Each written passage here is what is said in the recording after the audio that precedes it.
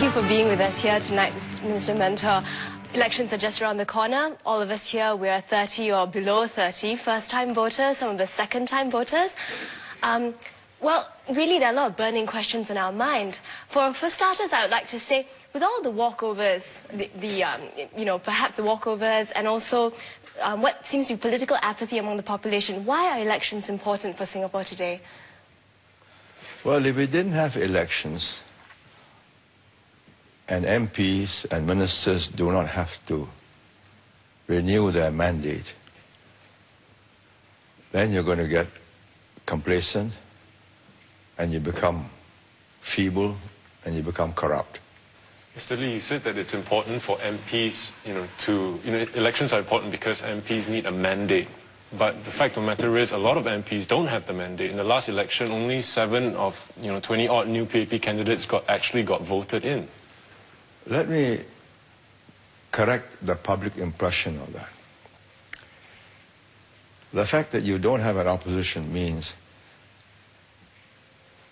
that the opposition doesn't believe they stand a chance. That's why they don't turn out. There are very high stakes in being elected in Parliament or to Parliament, and even higher stakes if you can get half the majority of the seats, because then you're in charge of the government. And we've got over $100 billion in reserves, and all the assets that we now have in Temasek, Singtel, and a whole lot of it, SIA, etc. It's the biggest prize. People fight to capture a company, right? Here you're fighting to capture the government. But there isn't much of a fight. Why? No. Suppose they stand a chance of winning. Would they stay away? There are so many people with so many bright ideas. But you've got to beat the incumbent. And the incumbent is not lazy. It's not crooked.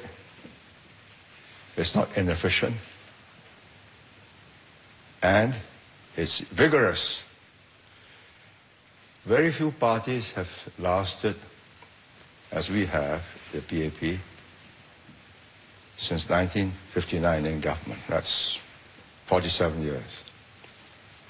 The LDP in Japan, after 30-plus years, they got into trouble because, well, too many kickbacks, construction contracts, etc.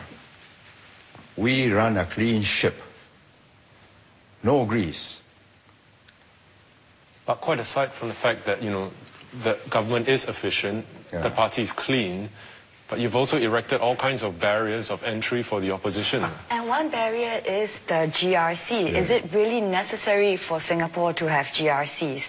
I mean, since it was imposed in 1988, what the opposition have been saying is that the GRCs are a way in which to give them a lesser chance of contesting in the general elections. What's your take on that? First, why do we have GRCs? Because we could not get single minority candidates or women elected. In the early elections, just being a PAP candidate got you elected. But after a while, the electorate got wise and smart, says, oh, we'll have a PAP government. I don't like this. Why an Indian? He can't speak my Teochew or Hokkien. I choose the Chinese. Mr. Lee, but that's not true. I mean, in 84, you had people like Abbas Abu Amin, 88, Abdullah Tamugi. I mean, the strong minority candidates have never been absent. That was with the PAP in complete control. That generation voted for the PAP. But why can't you do it a system where you don't have such huge GRCs, 5-member, No, just a moment. 6-member? Let me finish this. I'll come to that. You watch the candidates that we are giving in the single wards. Do we feel a minority? Do we feel a woman? No. You watch the opposition. Will they have a woman or a minority challenging a Chinese mayor? No. Because they know that on the ground, they cannot win. Do you feel it's a vicious circle in the sense that you're perpetuating this lack of confidence perhaps in the voting public? No. This is not lack of confidence in the voting public. These are basic, visceral, emotional biases. I don't like this MP because he can't understand me. He's Malay and I'm not Malay. And the Malay voters want a Malay MP. It's a reality. So can't we have a smaller GRC? Yeah, Yeah. we can. There are two reasons why we don't. First, we think this is a good system to test the capability of the opposition. Because when you win a GRC, you have to run all the town councils, and the town councils should really comprise the whole of a new town. And you've got 5 years to prove that you can run it properly. So it's not just making speeches in Teochew or Hokkien or whatever. Having made all those speeches and having got in, you've got 5 years to prove yourself in Parliament and produce results in the constituency. But what does that have to do with the numbers? Yeah. No, because even 5 or 6 do not comprise a whole new town. You take Pasir Ris. 5, 6. Then you have to decant, like Bedok, East Coast. The population shifts to Tampines and to Pasir Ris Sengkang. So you shift. But in the end, what we want to have is a system where if you win because you're a good populist leader, you make good speeches, you're able to convince the population over a short period of time that, give us a try. After that, demonstrate your capability. Because when you win half the electorate, half the votes, half the seats, you're going to run this government.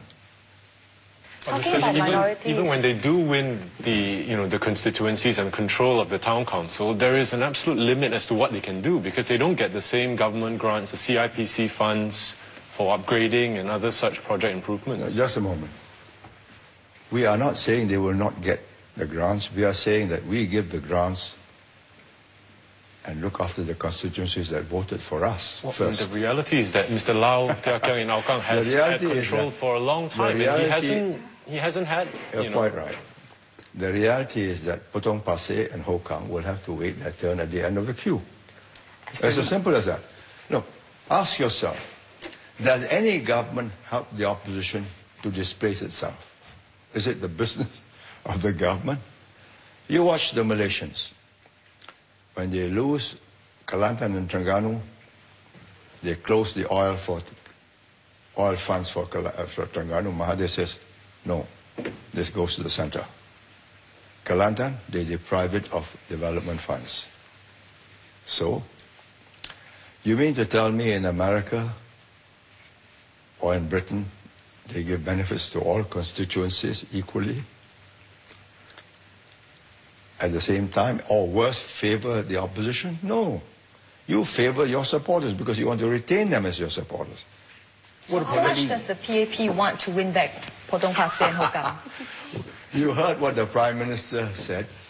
When we fight to win. But extending that back to the... What good does it do for PAP to win all 84 seats? It will probably just increase the dissatisfaction on the part of the Singaporeans. I think what we want to ask is whether you think a complete elimination of the opposition is really what you think is best for Singapore. No, you will never completely eliminate the opposition. Why not? It seems like you have almost done that. You may eliminate them temporarily from Parliament. They eliminated themselves in 1965 when Barisan had 13 out of 51 seats, and they said, bogus independence, fake, we leave.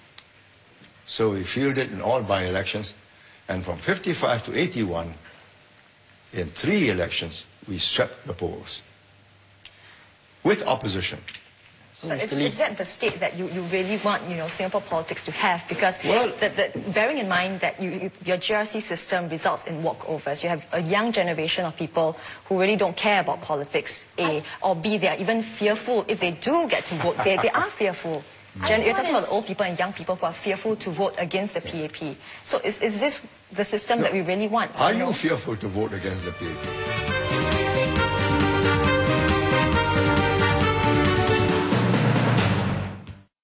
Are you fearful to vote against the PAP?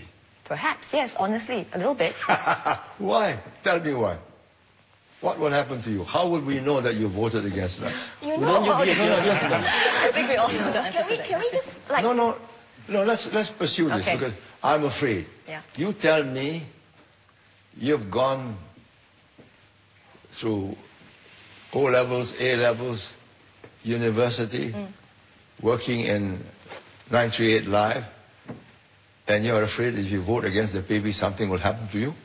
Well, okay. First, I How think would- this is the impression that the Yeah. PAP has created. No, you are spreading that impression. no, actually, You can ask every one of us Oh. here. add to that the fact that there isn't a level playing field for the opposition in the terms of There is no upgrading. level playing field of any government helping its opposition to win votes. I think going back to the point where you said, how will the PAP know that who we voted for? What SM said just yesterday about the area Realty Park, I think, 60% of if more than 60% of them vote for the PAP, they will get the upgrading. So how does the PAP know it's 60%? So how can the residents not be We can fearful guess, that you right? actually check into? No, we can guess from our campaigning and our house-to-house visits. But we won't know who comprises that 60%, right? You don't need to know that to strike fear, though. I don't. Come off it. You mean to tell me you are one of the 40% that voted against the PAP and something happens to you? Well, I mean, I've never voted for that matter, but I mean, we talk to hundreds of voters, in the course of our work. And it's either no comment or, if I vote against the PAP, I may. Let's get down.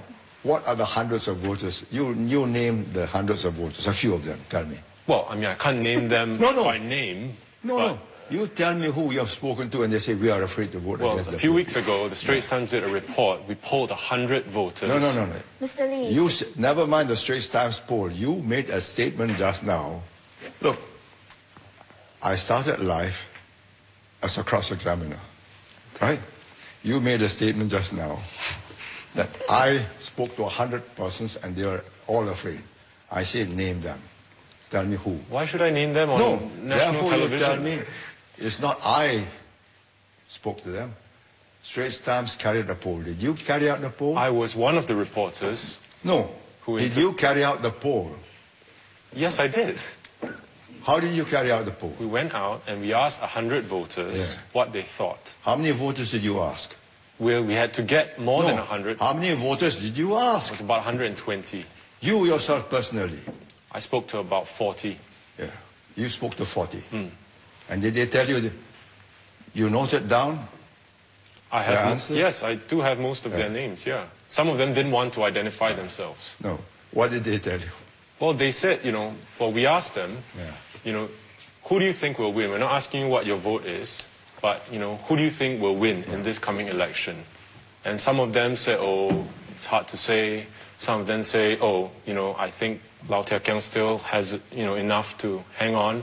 And some just say, no, I better not say, otherwise... So, when you say some of the 40, I better not say, you assume they're scared to tell you?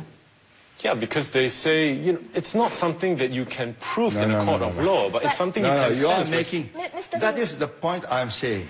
You are in the media, you are in the Straits Times, you are purveying an unnecessary falsehood. We have said categorically, the vote is secret. This started off with Jayaratnam saying, they are afraid. So we said, right, here are the boxes, count, finish the count, lock up. Go to the Supreme Court, it's locked up, time up, incinerator, you can see all election agents watch is burnt. But if you can And just... you are going out as the Straits Times man.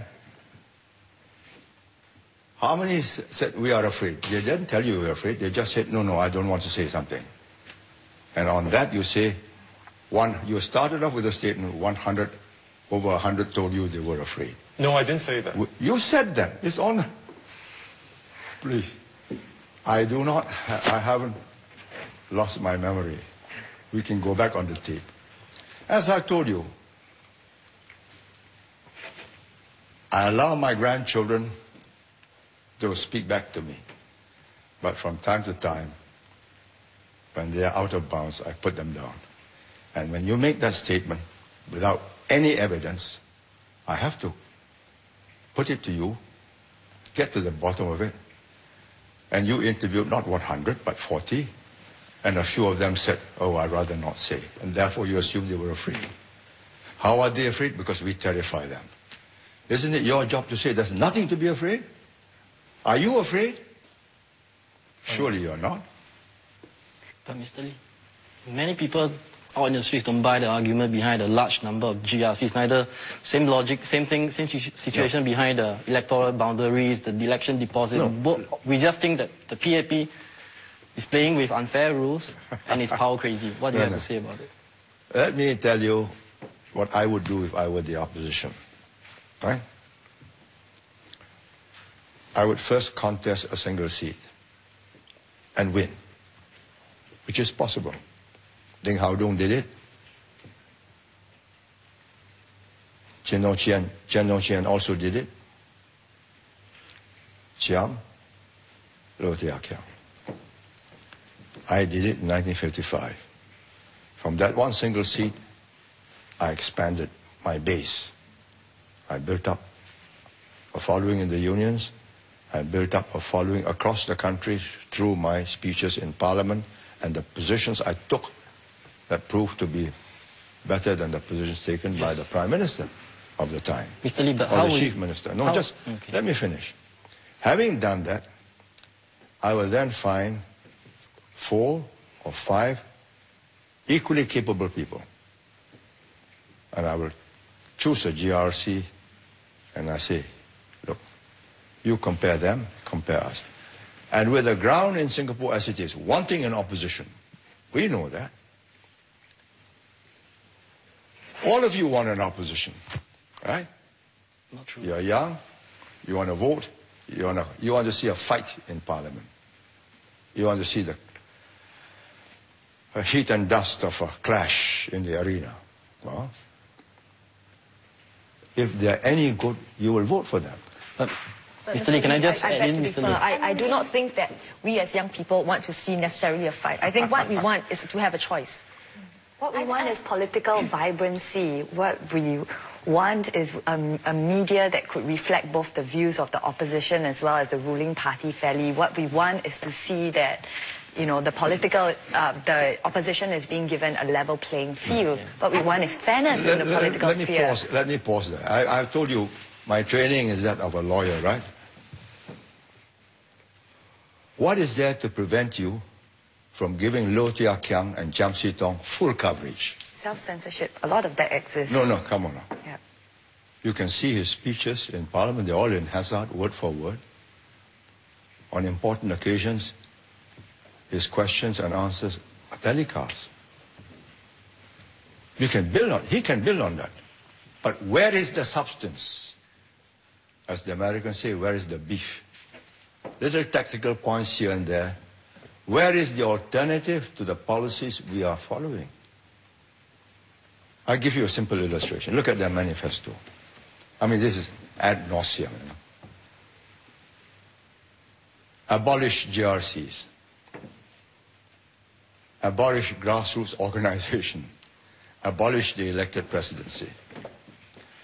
We spent over 40 years building up institutions which will keep the community together. You go back. Ignore this quotas on race in buildings. HDB buildings. You go back to the old days, Malays one constituency, Indians another constituency. I lived through that. I saw riots, I saw unhappiness.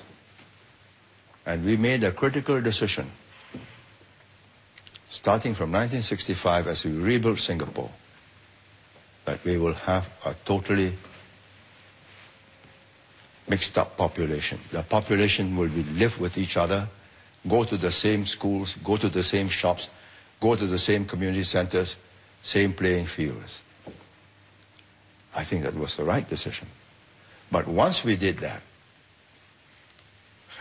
there is no minority seat available. So the GRC became an important way to bring them in.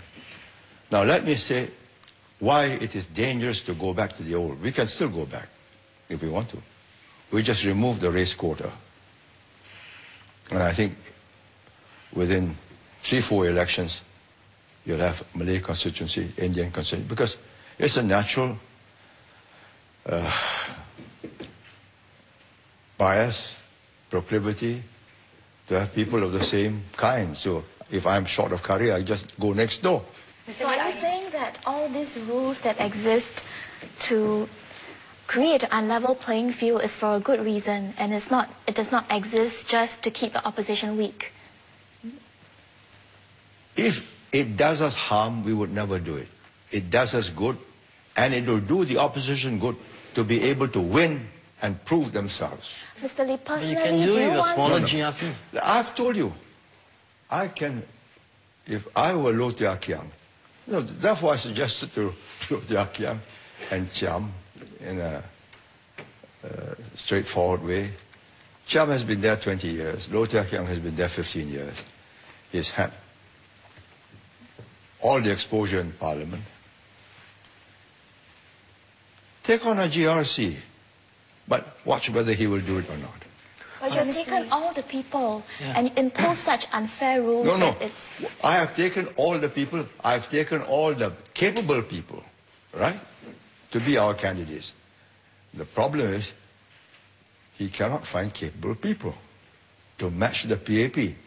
That's the nub of it all. So you think that a Singapore with a dominant party ruling without a good opposition to check?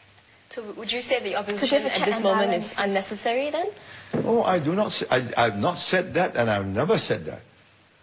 What I'm saying is the opposition that we have is not up to mark. I think my concern, personally, is that you have said yourself we cannot guarantee that PAP government 20 years down the road would be clean and as good as it is today. So we have created a system such that the playing field is so skewed that it's impossible for us to have a good check. You know, what if the PAP misgoverns? How are we going to counter that? Let me put this quite simply this way. With that present mood, if you reflect the mood on the ground, there must be at least 30, 40%, maybe 45%, right? Who want a strong opposition to check the PAP. Suppose you had capable people with a track record, people who have done 10, 15 years as business leaders, doctors, lawyers, dentists, engineers, whatever, computer programmers. They get together. You think they cannot win? It's a different proposition, isn't it? Is the PAP insecure about losing?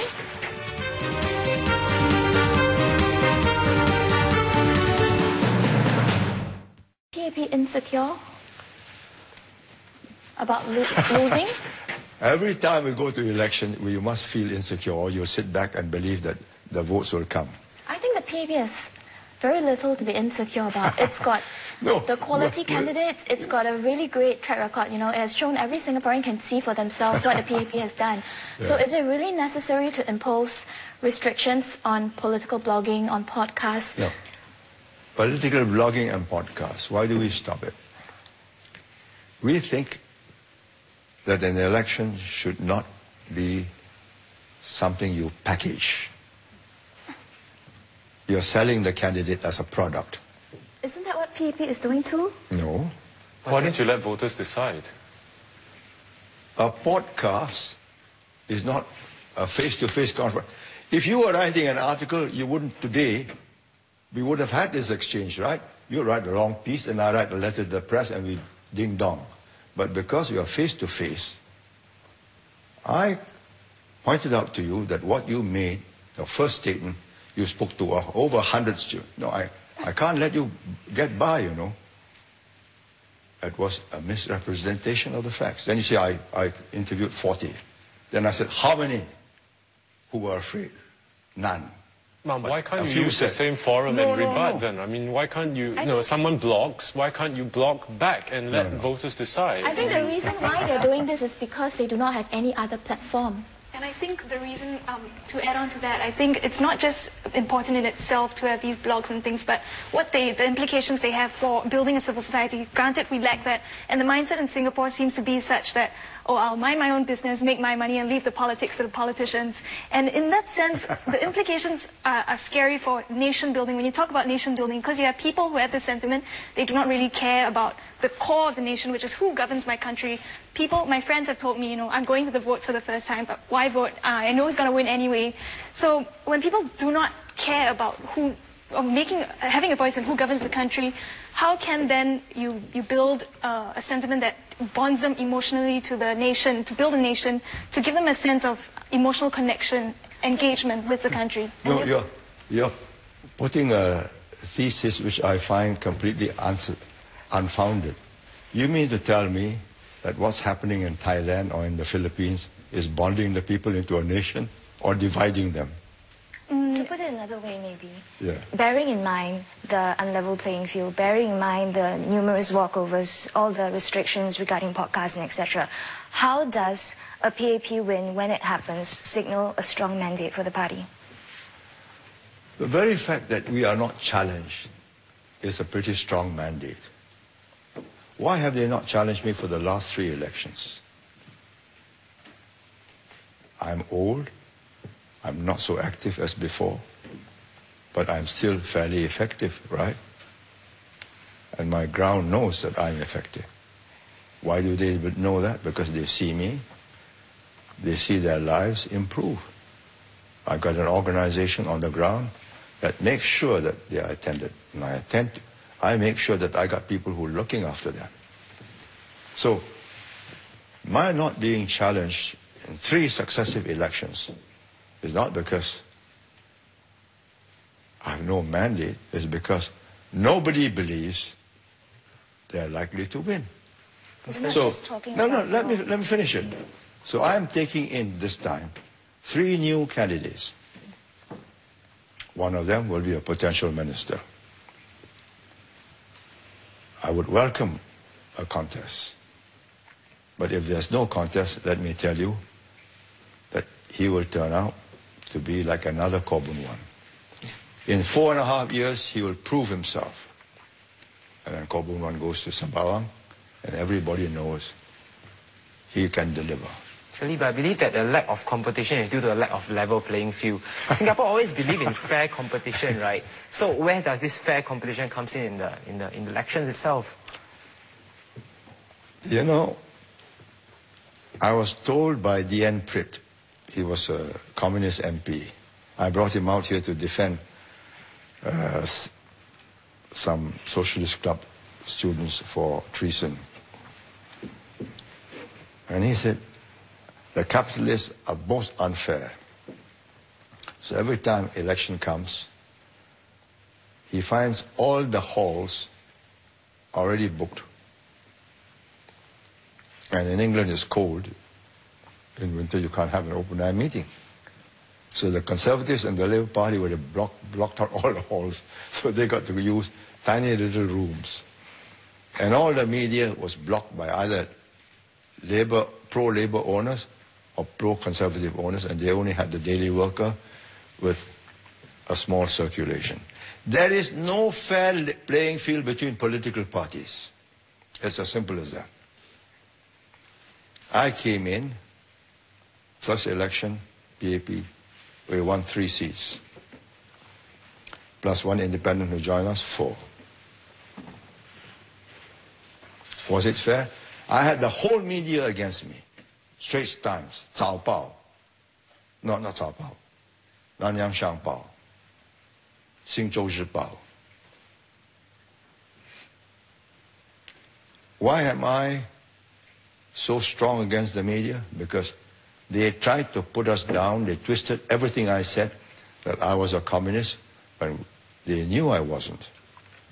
So I told them in 1959, during the election campaign, as they were gunning for me, I said, when I win, I will show you how you have to behave yourself. But Mr. Lee, you said that at that point of time... No, let me... The media is not setting the agenda for Singapore. If you want to set the agenda, you must put your stakes in and say, come out. You are not setting the agenda surreptitiously, creating this issue, creating that issue. Any misdeed, any misdoing by any officer, any government, bring it out. That's how you keep the government clean, right? But you are not settling the agenda. I will not allow the foreign media to set the agenda. So every misrepresentation, we have a reply. So there's an assumption that... Just a moment. So you can say whatever you like in your newspapers. But please remember, there will be a reply, and there will be a robust reply. So there's an assumption that yeah. the party that knows the best and is the cleverest is the government. No. For the time being, the best candidates are in the PAP.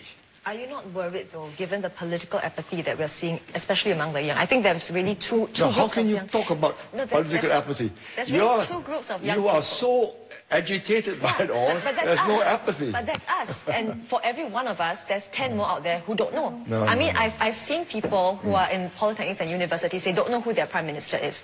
They don't know who you are. And they don't find it important. Yeah, and they that's really don't scary care. thing. So, I mean, given the situation, aren't you afraid that this would impact your party's renewal chances in the long run, say 10, 20, 30 years down the road? You assume that politics is about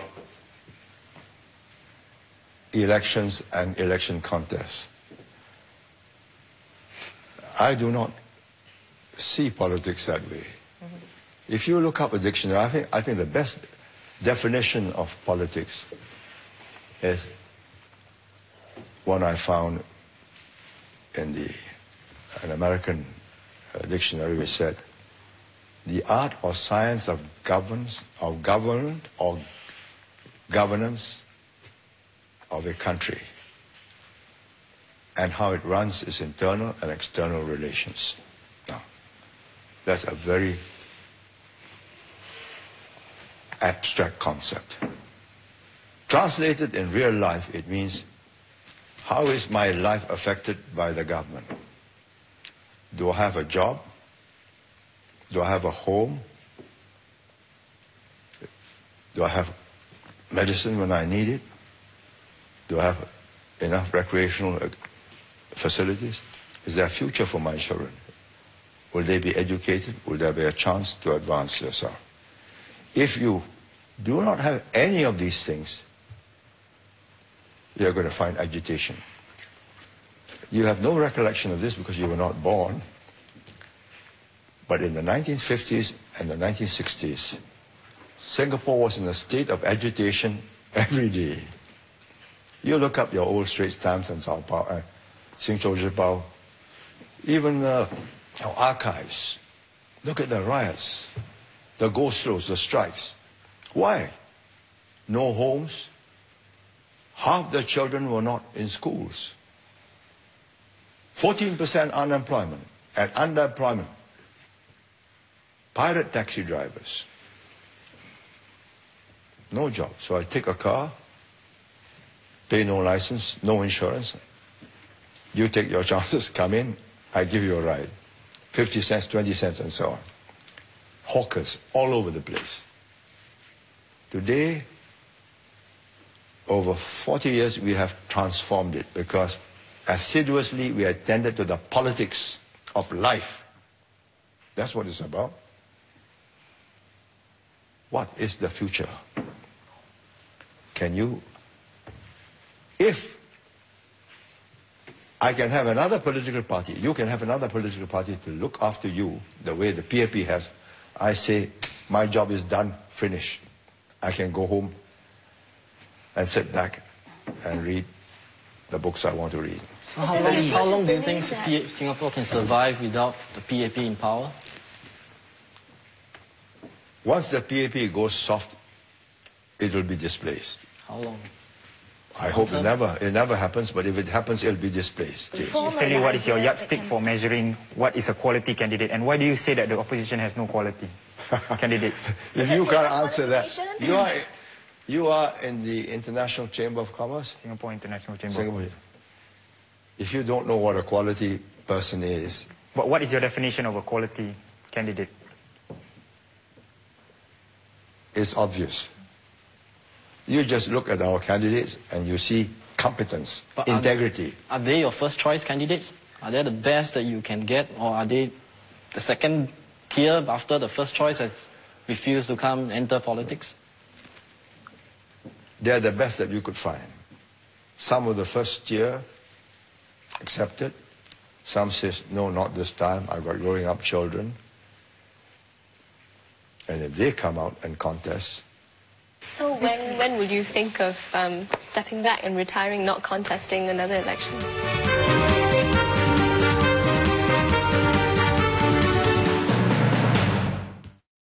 So when will you think of stepping back and retiring, not contesting another election?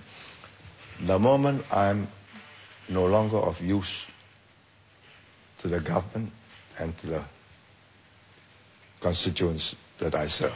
Mr. Lee. But let me put it like this. The store of knowledge, I'm not being immodest, but the store of knowledge I had through the experiences I've been through the Japanese occupation, my learning experience in Britain 4 years immediately after the war, the problems we face here. There's a data bank here that I think the younger ministers will take some time to equal. Supposing I can put, like a computer, you know, put it into a thumb drive, and then they can access it. Then I say, all right, call it quits.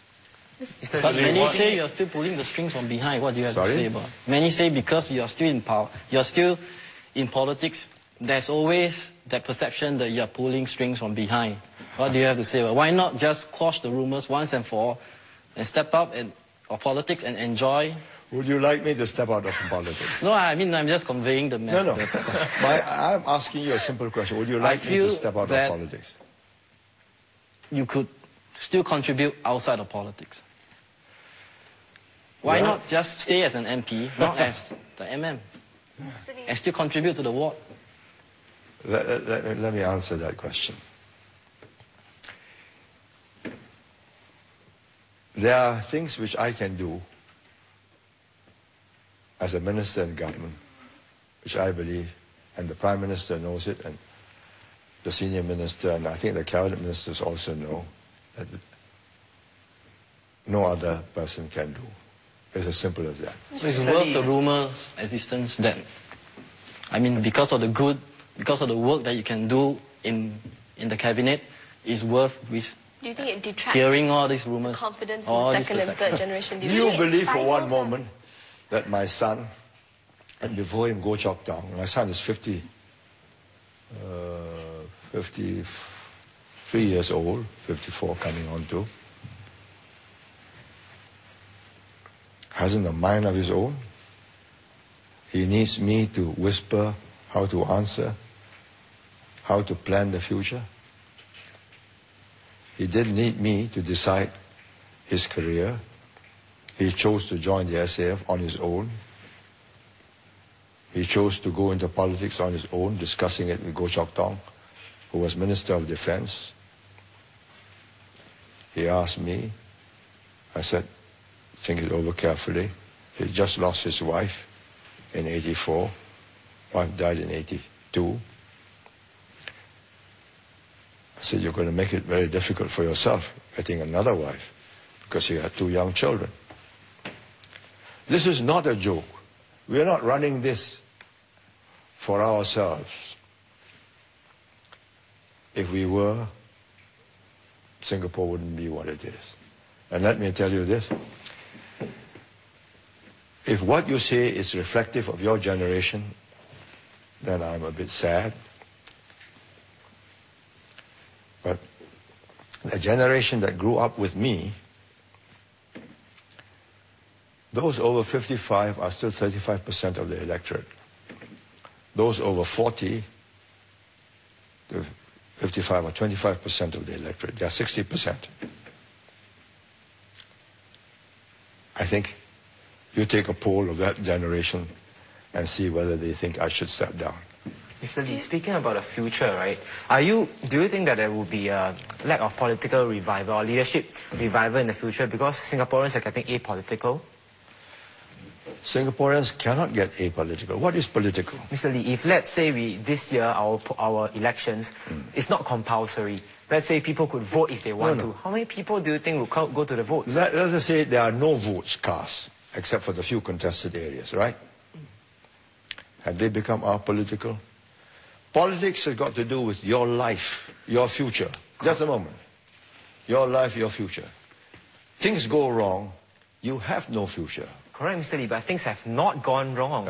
And if, let's say, I say again, if votes or elections was not compulsory, people do not need to go to the polls, do not need to vote, how many % of people do you think will go to the votes? That could be only 30%, 20%. Does this prove that Singaporeans are getting apolitical? No. It proves that they are so comfortable and so well looked after that they have decided, okay, you carry on. Correct, so nobody will take over. Would you see that as a mandate then? Would you see a low yes, voter of course. turnout as a mandate I'm of the saying, ruling party's capabilities? I remind you what I've said, that I have not been contested for 3 successive elections. Mr. Lee. No, It's not because I have no mandate. The context of it was... No, it's because the opposition knows they cannot displace me. No, the context of the whole thing was assuming his scenario, assuming voting is not compulsory, and then you said... Let us assume it's not compulsory. And the voter turnout was low. So my question is... No, and therefore they won't contest? Or they will contest? And your answer to that was, if voter turnout is like 20%, it means that people are happy with the government, life is good, everything is fine. So my question is, if that's the case, if that's what you believe, does that mean that you see that as a mandate that the people are giving to the ruling party? Because they just think it's so good, they don't see that as a mandate or a non-mandate. I see that as a reflection of the inability of the opposition to produce a comparable team, and the people are quite satisfied to leave it. The moment they are not satisfied, you see what happens in the Philippines. Right? There is an impression that the PAP is arrogant and even bully. You know, and... If I'm arrogant, would I be talking to you? I think the impression... And are you bullied? No. Maybe you let me explain why there is such a perception. I think in many of... For example, the libel suits against your political opponents and, you know, the way they have been made bankrupt creates this perception that the PAP is very high-handed when it comes to dealing with dissent. And I think to a certain extent, it creates, leads to sympathy votes for the underdog. Yes. But let me point out the consequences, right? Suppose I never sued Mr. Jayaratnam when he said that I gave a banking license to Tadli Bank, because my brother was a director. I'll soon be smeared and thought corrupt, right? So my brother got a benefit, I must get a benefit too. I sued him. He denied that there was the meaning. So it went all the way up, Court of Appeal, into the Privy Council. We both had QCs. He lost. Having been taught that lesson, and he said that during election time, next election, he said, I didn't want the embarrassment of Tee Chiang Wan, a minister then for national development, was being investigated for $1 million taken as a bribe, so I told him to commit suicide. And again, it was election time. I don't sue. I sued. He lost. Then he goes and defames Goh Chok Tong and me on the eve of poll at Cheng San constituency, 1997. Put up the police report, says, and this is, you know what it is, as a crime. So I've committed a crime. So the whole thing was videotaped, fortunately, because we had the whole thing videotaped. And now, he has to pay for it. He knew the risk. He's a lawyer, he's not a fool. He's been down twice, third time. Supposing they were all unbiased cases. We have 2,000 lawyers in Singapore who have to respect the judges. You get a lawyer to read the law reports because the judge cannot give a judgment without a report, you know. Reporters are there, lawyers, counsel are there, arguing. Is it right or is it wrong? What you are saying is, leave it, let him say it. No, I'm saying do not destroy them. If he can find the money to pay, he's not destroyed. He should not have said it at all, right? Loh Tia Kiang didn't have to say it to win. Neither did Chiam. Mr. Lee, So, Mr. Lee, do you think in this age of walkover constituencies, in the age where you don't consider the opposition very much, why does our vote matter? Because, why am I talking to you? Because I think it is necessary for people like you and your generation to understand